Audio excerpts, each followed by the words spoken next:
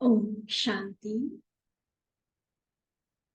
हम सबकी तकदीर सजाने वाला स्वयं भाग्य विधाता बाबा, जो हम सभी का डायरेक्ट पिता, शिक्षक और सदगुरु बनकर न सिर्फ एक जन्म के लिए लेकिन जन्म जन्मांतर कल्प कल्पांतर के लिए हमारा भाग्य अति श्रेष्ठ, अति ऊंचा बना रहे हैं। ऐसे बाबा के प्रति जितना धन्यवाद करें उतना कम है। तभी तो बार बार दिल गाता है, शुक्रिया बाबा शुक्रिया, वाह बाबा वाह। और ये सिर्फ भक्ति के भजनों की रीति से गाने वाले शब्द या गीत नहीं है। सचमुच इस संगम युग पर हम अनुभव करते हैं कि हम बाबा का बनने से पहले क्या थे और बाबा ने हमें कितना श्रेष्ठ बना दिया। आज बाबा ने हमारे इसी भाग्य का वर्णन किया है, किस तरह से पहले जैसे माया की ग्रहचारी हमारे ऊपर बैठी हुई थी।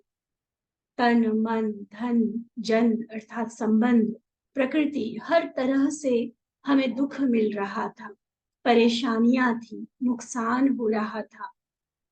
और अब जबकि हम बाबा के बन गए तो हर बात में बदलाव आ गया, पॉजिटिव चेंज आ गया। जीवन हमारी हीरे जैसी बन गई। डायरेक्ट भगवान मिला, भगवान के द्वारा सर्व प्राप्तियां, सर्व खजाने मिले। एक जैसा बाबा ने हम सबको दिया, किसी में कोई भेद नहीं रखा देने में, कोई पार्शियलिटी नहीं की। और कितनी सरल विधि रखी उन खजानों को प्राप्त करने की। कोई मेहनत नहीं, कोई तकलीफ नहीं दी बाबा ने। हम सिर्फ एक शब्द पक्का कराया, बाबा।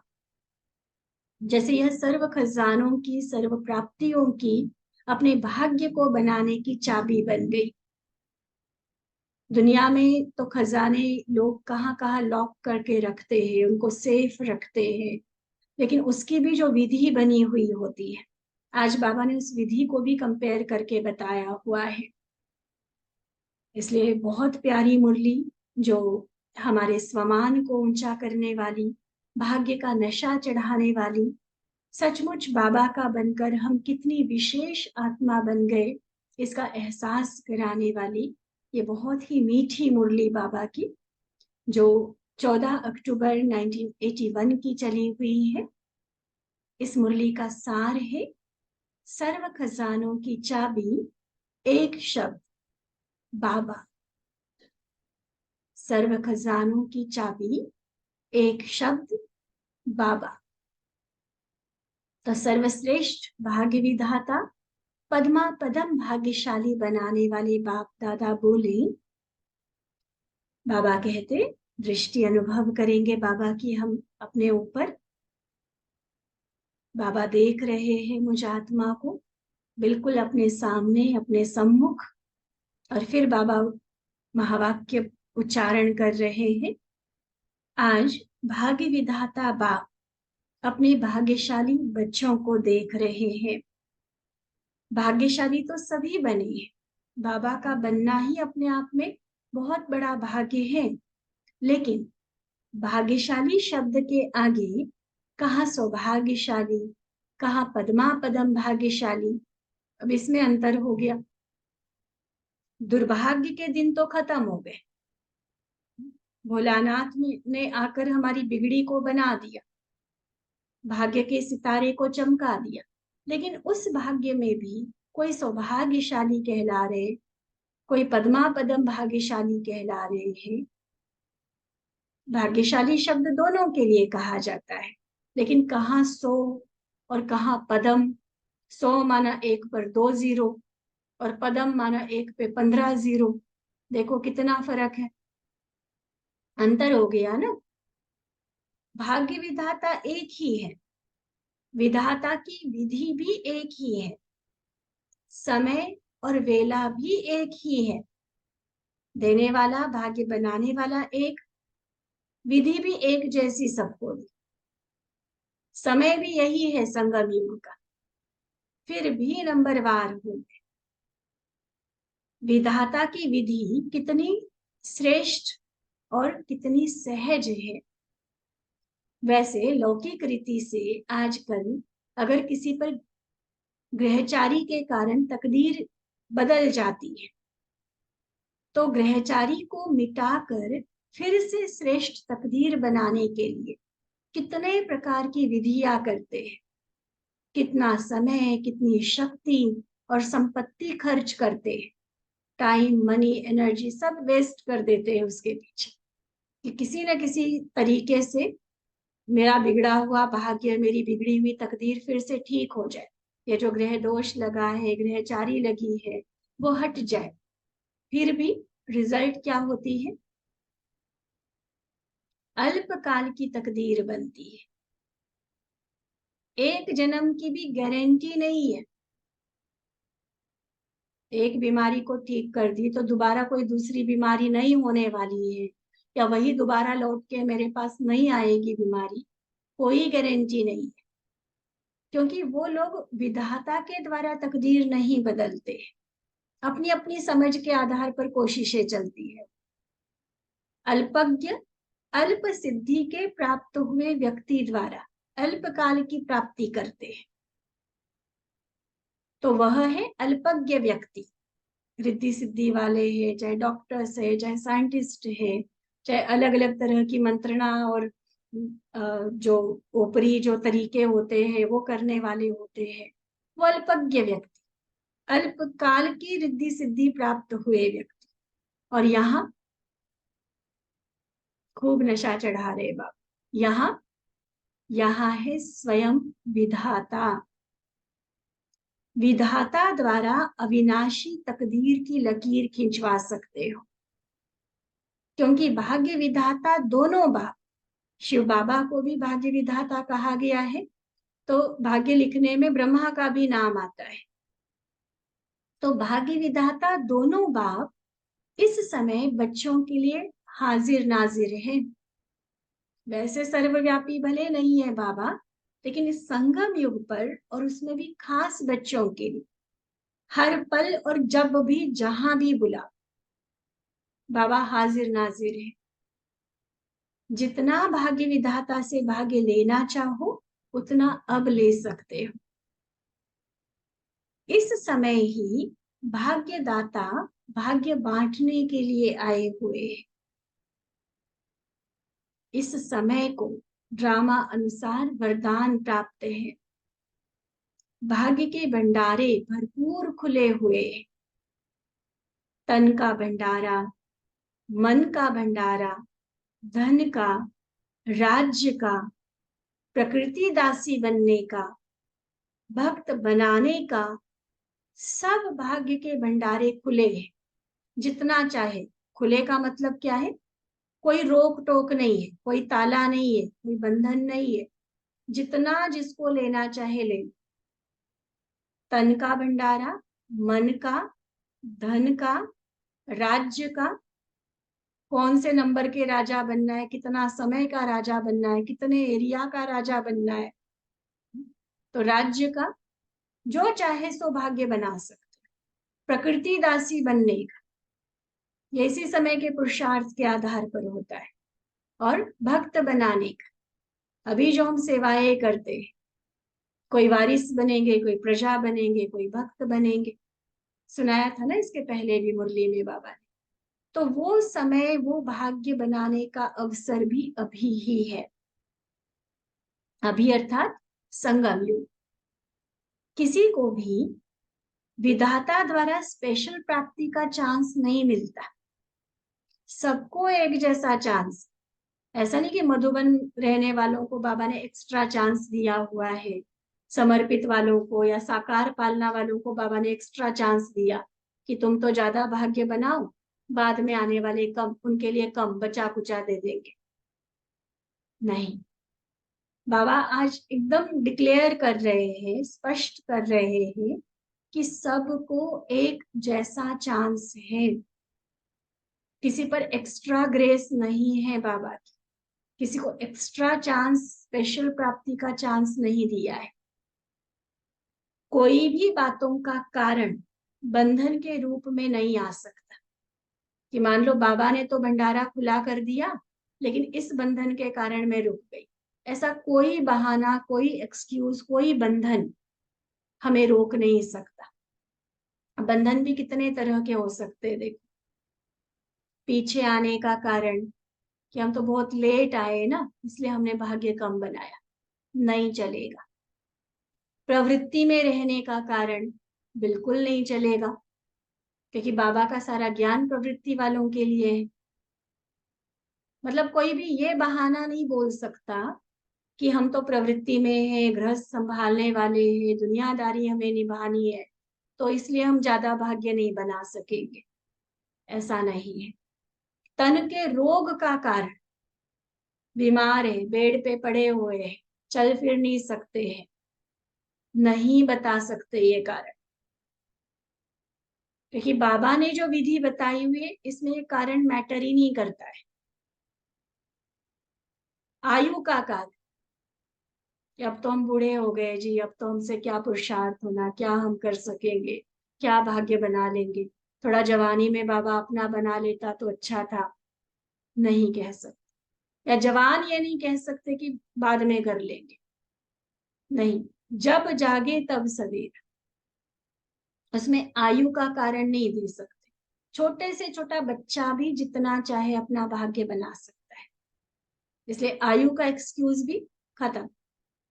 स्थूल डिग्री या पढ़ाई का कारण, हम अनपढ़ है या टू मच पढ़े लिखे हैं, नहीं चलेगा ये कारण, ये बंधन नहीं बन सकता है। किसी भी प्रकार के कारण, अभी बाबा ने कितने गिनवा दिए, और ऐसे और बहुत सारे कारण हम बता सकते हैं बाबा को, लेकिन बाबा आज स्पष्ट बता रहे, चाहे पीछे आने का, आयु का, प्रवृत्ति में रहने का, शरीर की बीमारी का, रोग का, स्कूल डिग्री, पढ़ाई का, कोई भी प्रकार के कारण का ताला भंडारे में नहीं लगा हुआ है। कंडीशन अप्लाई नहीं की हुई है किसी भी तरह की कि ये करोगे तो ये मिलेगा, इतनी आयु वाले होंगे तो वर्षा मिलेगा, इतनी डिग्री होगी तो आपको बाबा एंट्री देंगे। शरीर अच्छा हट्टा कट्टा, जैसे मिलिट्री में भर्ती होने के लिए होता है, ऐसा होगा तो बाबा फिर भाग्य का भंडारा आपके लिए खोल देगा। कोई ताला नहीं लगा हुआ है। दिन रात भाग्य विधाता के भंडारे भरपूर और खुले हुए हैं। एक एक शब्द को महसूस करो समझ के साथ। बाबा जो भाग्य बांट रहा है, किसी भी समय हम ले सकते हैं। एक तो वो भरपूर है, फूटने वाला नहीं है कि उसने ले लिया तो मेरे लिए कम रह गया, और खुला है, हर पल खुला है। बताया ना, किसी भी कारण का ताला उस पर नहीं लगा हुआ है, कोई चौकीदार नहीं है। और फिर भी देखो, नंबर लेने में नंबर बन जाते हैं, एक जैसा भाग्य नहीं बना पाते। भाग्य विधाता नंबर से नहीं देते, उसके लिए तो सारे बच्चे समान हैं। बाबा ने नंबर नहीं दिए कि तुम्हें कम मिलेगा, तुम्हें ज्यादा मिलेगा। यहाँ भाग्य लेने के लिए क्यों में भी खड़ा नहीं करते कि पता चले पहले वाले ने ज्यादा ले लिया तो मेरे लिए कम बच गया। क्यों वाली बात भी नहीं है, पैरेलल एक साथ जितना चाहे ले सकते। इतने बड़े भंडारे हैं भाग्य के, जब चाहो जो चाहो अधिकारी हो। ऐसे है ना, कोई ताला और कोई क्यू तो नहीं है ना।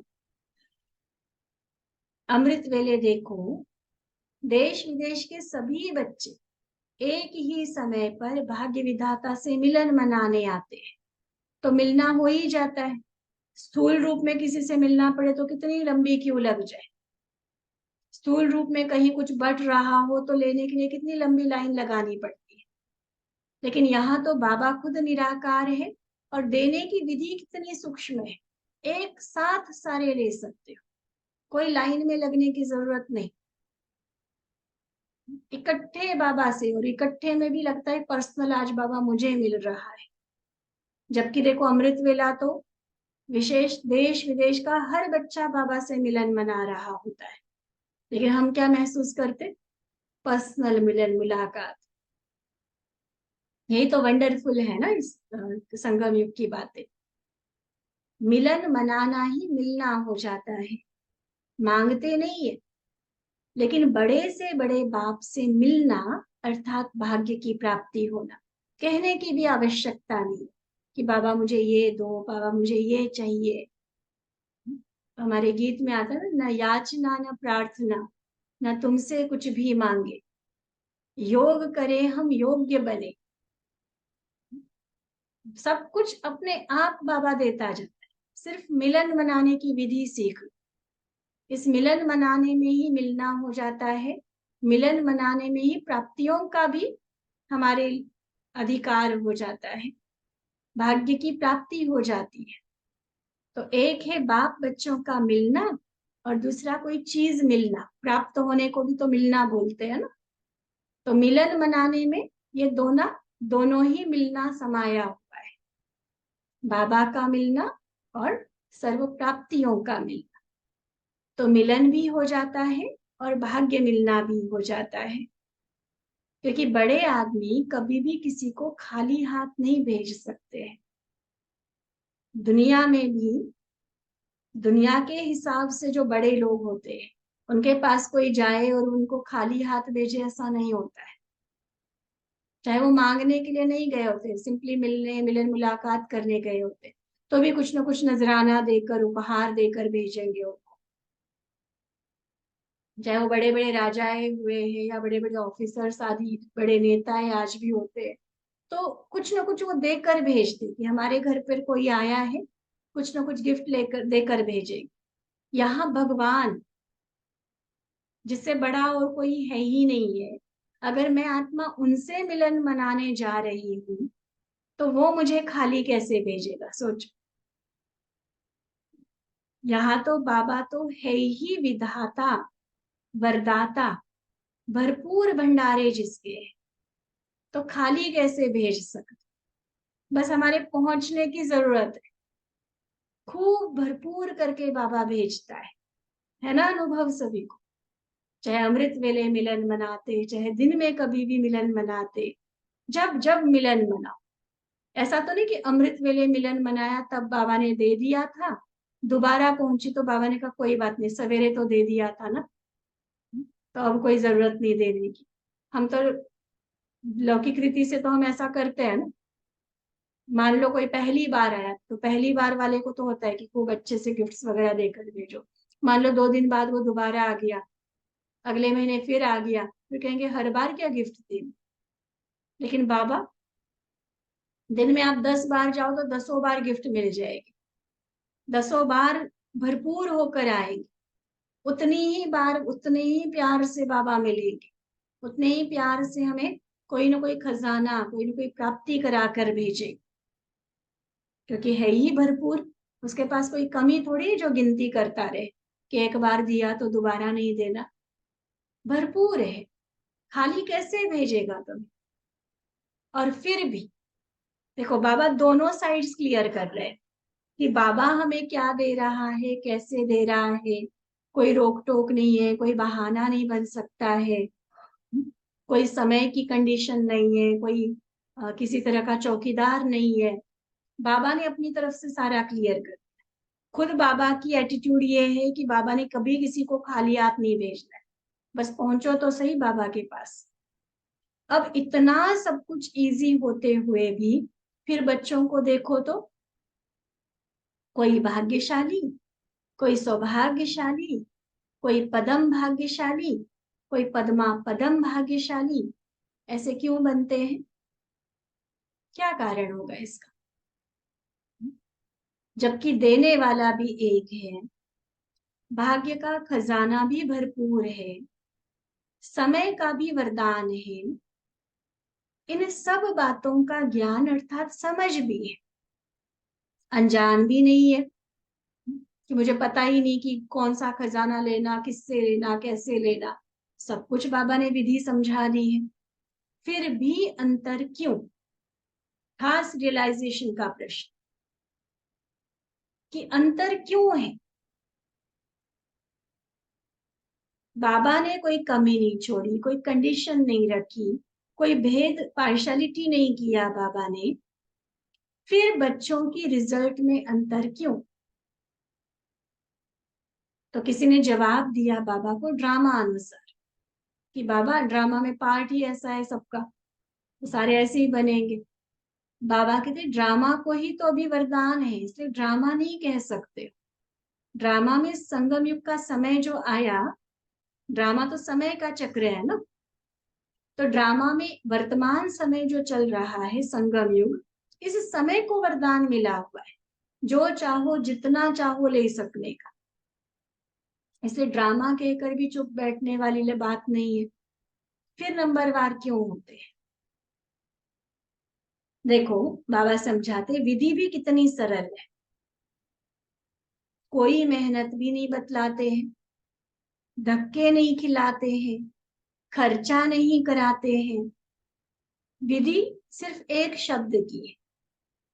कौन सा एक शब्द? एक शब्द जानते हो ना?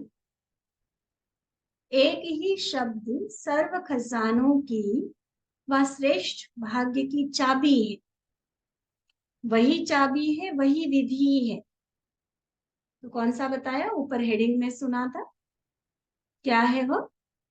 यह बाबा शब्द। बाबा शब्द ही चाबी भी है और विधि भी है। तो चाबी सबके पास है ना, बाबा मिला ना सबको। फिर फर्क क्यों? ऐसा नहीं कि भंडारा तो सामने लेकिन चाबी नहीं है मेरे पास, इसलिए ले नहीं पा रहा। चाबी भी मिल गई, चाबी लगाने की विधि भी सहज है। फिर चाबी अटक क्यों जाती है? राइट के बजाय लेफ्ट तरफ घुमा देते हैं।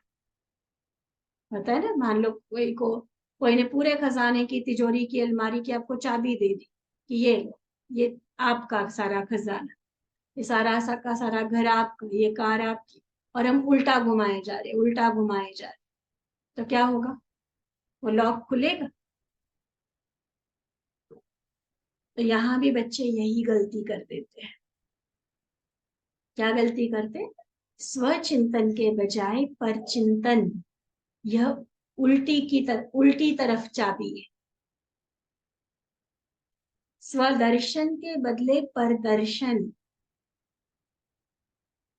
बदलने के बजाय बदला लेने की भावना, स्व परिवर्तन के बजाय पर परिवर्तन की इच्छा रखना। देखो ये सारे उल्टे काम हम करते हैं, उल्टी चाबी घुमा देते। बाबा ने कहा स्वचिंतन करो, स्वदर्शन करो, बदला नहीं लो, बदल कर दिखाओ, स्व परिवर्तन से विश्व परिवर्तन करो। बाबा ने तो ये बताया है ना, और हम उल्टा काम कर देते। देखना था खुद को, दूसरों को देखना शुरू कर दिया। चिंतन खुद के लिए करना था, मेरी उन्नति कैसे हो, मैं क्या पुरुषार्थ करूं, क्या एक्शन प्लान बनाऊं, उसके बजाय दूसरों का चिंतन करना शुरू कर देते। कौन क्या करता, कहाँ जाता, कौन कितनी मर्यादा में चलता, कौन कितनी तोड़ता नियम मर्यादाएं। बाबा ने थोड़ी काम दिया है हमें। दुनिया में भी ना कोई ऐसे बिना मतलब की एक दूसरे की बातों में ज्यादा ही इन्वॉल्व होता है ना, कहते तू कौन सा डीसी लगा हुआ है जो इतनी सारी बातों का टेंशन लेता है, तुम्हें क्या लेना, कहते हैं ना दुनिया में भी। तो यहाँ बाबा कहते, बाबा ने तो आपको जिम्मेवारी नहीं दी पर चिंतन करने की, प्रदर्शन करने की। बाबा ने कहा पहले बच्चे स्व परिवर्तन कर, और हम उल्टा कर, पहले वो बदले तो मैं बदलूंगा, पहले वो ठीक मेरे से बात करना शुरू करे तब मैं ठीक हो जाऊंगी, वो हंस के बोले, मान सम्मान दे तो हम उनके पास जाया करेंगे, सहयोग दिया करेंगे। पर परिवर्तन, जबकि बाबा ने पाठ पढ़ाया है स्व परिवर्तन का, तो ये सारा उल्टी चाबी घुमा देते हैं।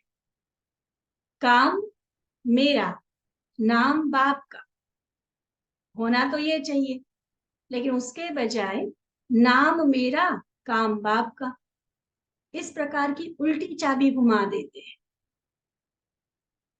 तो खजाने होते हुए भी भाग्यहीन खजाने पा ही नहीं सकते।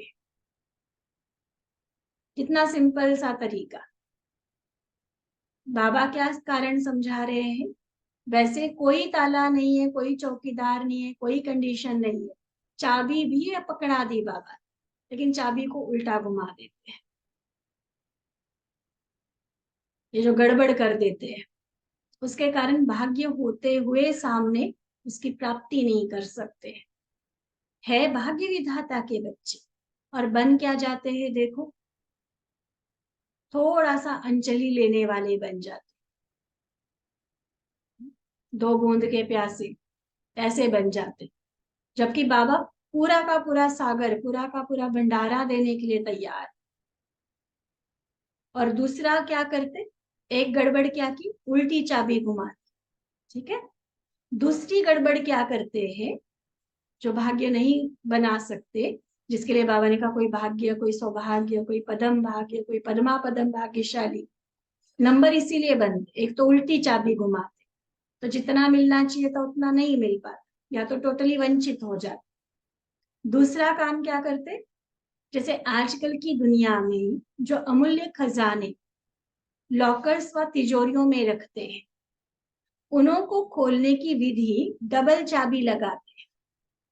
जनरल नॉलेज के हिसाब से, या कईयों ने रखे होंगे लॉकर्स, तो अपने अनुभव से भी पता होगा कि बैंक का लॉकर जब भी खोलने जाओगे ना, तो सिंगल चाबी से नहीं खुलता है, डबल चाबी लगाते हैं, दो बारी चक्कर लगाना होता है। अगर वह विधि नहीं करेंगे तो खजाने मिल नहीं सकते। देखा होगा ना लॉकर्स में, एक चाबी आप लगाएंगे, दूसरा बैंक वाला लगाएगा, तो डबल चाबी होगी, तब वो फिर लॉकर में रखी हुई चीज आप ले सकेंगे। अगर सिर्फ आप अपनी चाबी लगाकर खोलने चाहो तो नहीं खुल सकता। तो यहाँ भी बैंक के लॉकर का एग्जाम्पल देकर बाबा आध्यात्मिक बात समझा रहे हैं कि यहाँ भी आप और बाप दोनों के याद की चाबी चाहिए। अपना स्वमान भी पता हो, अपने पुरुषार्थ, मेरा कर्म क्या है, मेरा पुरुषार्थ क्या, ये पता हो, और साथ में बाबा, वो चाबी भी साथ। कई बच्चे नशे में आकर कहते हैं कि मैं सब कुछ जान गया हूं, मैं जो चाहूं वह कर सकता हूं, करा सकता हूं, बाबा ने तो हमको मालिक बना दिया है।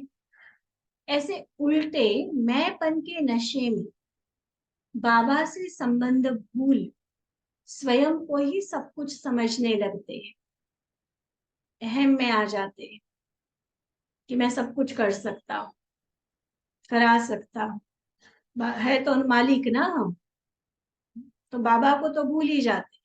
अरे मालिक जिसने बनाया उसको तो याद रखना चाहिए ना।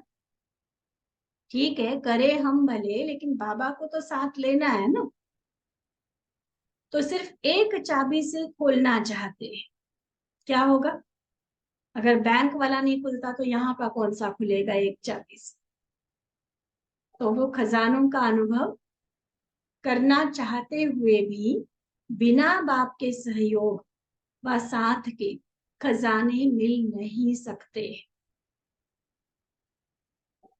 अपने आप को योग्य बनाना एक बात है, लेकिन उस योग्यता का अभिमान आना माना सिंगल चाबी लगा। एक गीत हमारा और आता है, हम जो बने हैं तुम्हारे बनाए, कहीं हम पे खुद पे गुरूर आ न जाए। कितने भी चाहे हम विशेष बने, वीआईपी बने, देश विदेश पूरे विश्व में चाहे हमारा सम्मान हो रहा है, लेकिन हमें ऐसा बनाया किसने? उसको भूल के कैसे काम चलेगा? उसको भूलकर अपने अभिमान में आके तो फिर पतन ही होना है ना, खजानों से वंचित रह जाए, जो भाग्य मिलना चाहिए वो नहीं प्राप्त कर सके। इसलिए डबल चाबी चाहिए। अपने आप को योग्य जरूर बनाओ, लेकिन बाबा का साथ सहयोग सदा बना रहे। कई बच्चे, पहले वाले बच्चों ने क्या किया, सिर्फ खुद ही खुद, मैं ही मैं सब, बाबा को तो साइड में कर। और कई बच्चे बाप दादा अर्थात दोनों बाप के बजाय एक ही बाप द्वारा खजाने के मालिक बनने के विधि को अपनाते हैं। कहते ब्रह्मा से हमारा क्या कनेक्शन? फिर बाबा की मुरलियों के कुछ पॉइंट्स उठाकर सुनाएंगे। देखो बाबा ने कहा ना कि ब्रह्मा को भी याद नहीं करना, ये भी देहधारी है। तो ब्रह्मा को भी साइड में कर देते और सोचते कि हमारा तो डायरेक्ट शिव बाबा से कनेक्शन। तो दोनों बाप के द्वारा जो प्राप्ति होनी थी वो सिर्फ एक बाप से कनेक्शन जोड़कर करना चाहते हैं, और इसके कारण भी प्राप्ति से वंचित हो जाते हैं। हमारा तो निराकार से डायरेक्ट कनेक्शन है, साकार ने भी तो निराकार से पाया, इसलिए हम भी निराकार द्वारा सब पा लेंगे, साकार की आवश्यकता ही क्या है? ऐसी चाबी खंडित चाबी बन जाती है। तो खंडित चाबी से लॉक खुलेगा नहीं, हो सकता ना, इसलिए फिर सफलता नहीं मिल पाती है। हंसी की बात तो यह है कि नाम अपना ब्रह्मा कुमार कुमारी कहलाएंगे और कनेक्शन कहेंगे शिव बाबा से, ब्रह्मा से हमारा कोई नाता नहीं। फिर बाबा कहते अपने को शिव कुमार कुमारी कहलाओ ना। ब्रह्मा कुमार कुमारी क्यों कहते? अगर ब्रह्मा से कनेक्शन नहीं है तो आपका तो सरनेम ही है शिव वंशी ब्रह्मा कुमार ब्रह्मा कुमारी, तो दोनों बाप का संबंध हुआ ना। ठीक है, क्लियर हुई बाबा की बात? चाबी के लिए कितनी सुंदर बात बाबा समझा रहे। एक तो बाबा ने बच्चों की गलती बताई, उल्टी चाबी घुमा। दूसरी बात बताई, सिंगल चाबी यूज करते जबकि डबल करनी चाहिए, और डबल में भी दो तरह से बाबा ने समझा।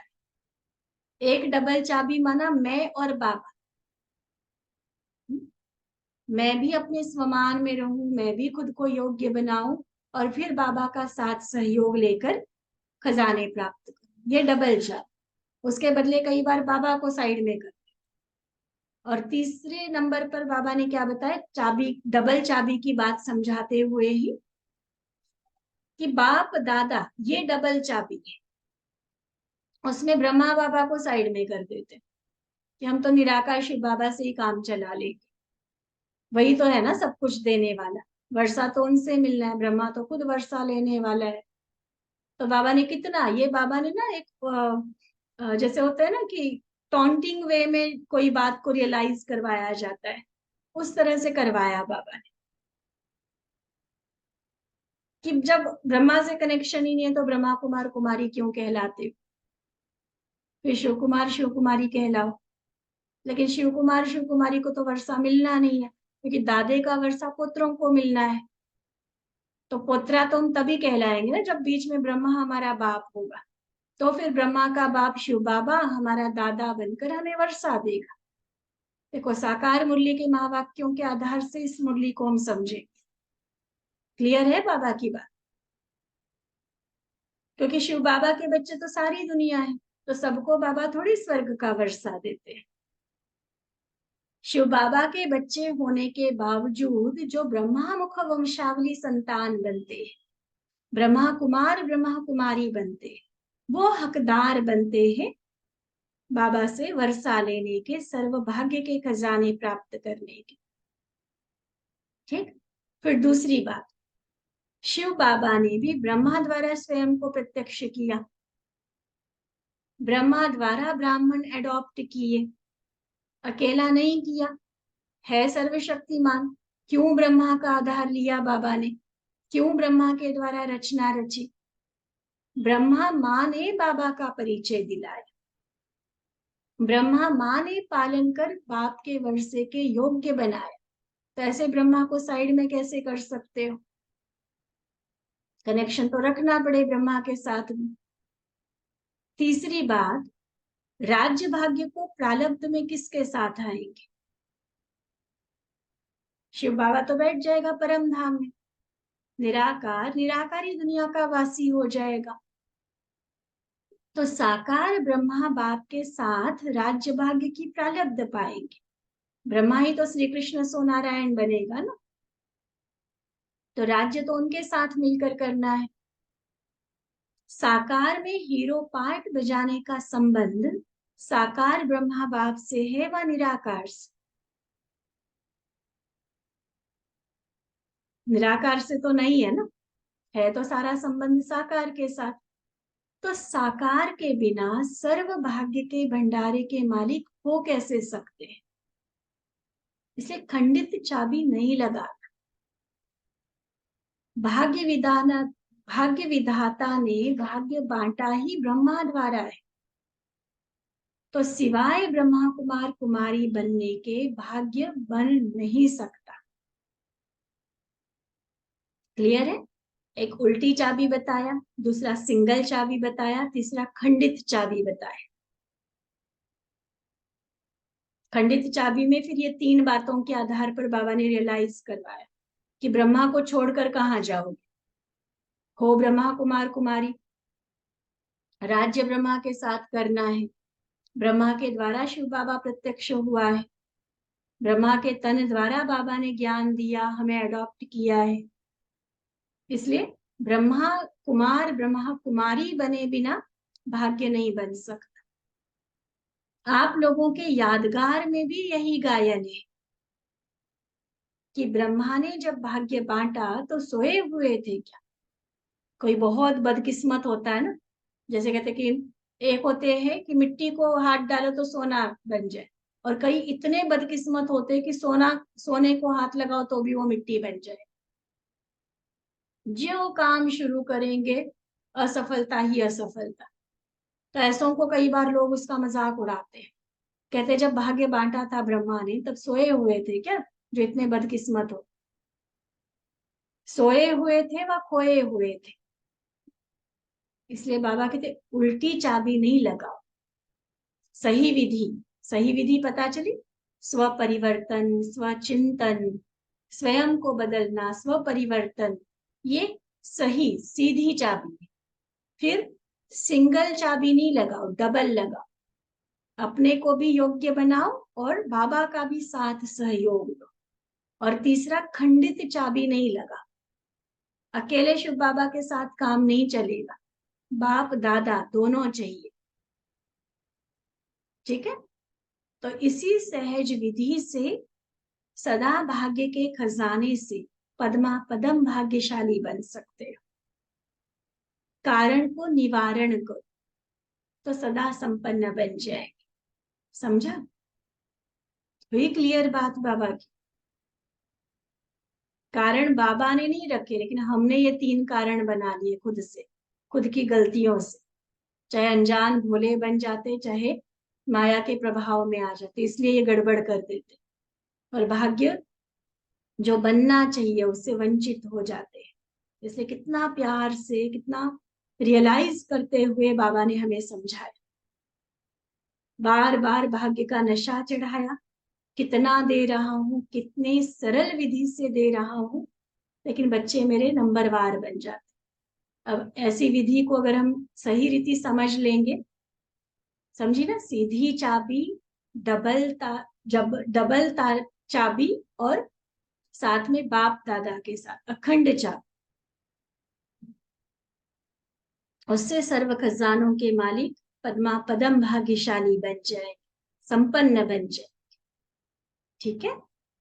अच्छा, ऐसे भाग्य विधाता के सदा श्रेष्ठ भाग्यवान बच्चों को सहज विधि द्वारा विधाता को ही अपना बनाने वाले, सदा सर्व भाग्य के खजानों से खेलने वाले, बाबा बाबा कहना नहीं, लेकिन बाबा को अपना बनाने और खजानों को पाने वाले ऐसे सदा अधिकारी बच्चों को बाप दादा का याद, प्यार और नमस्ते।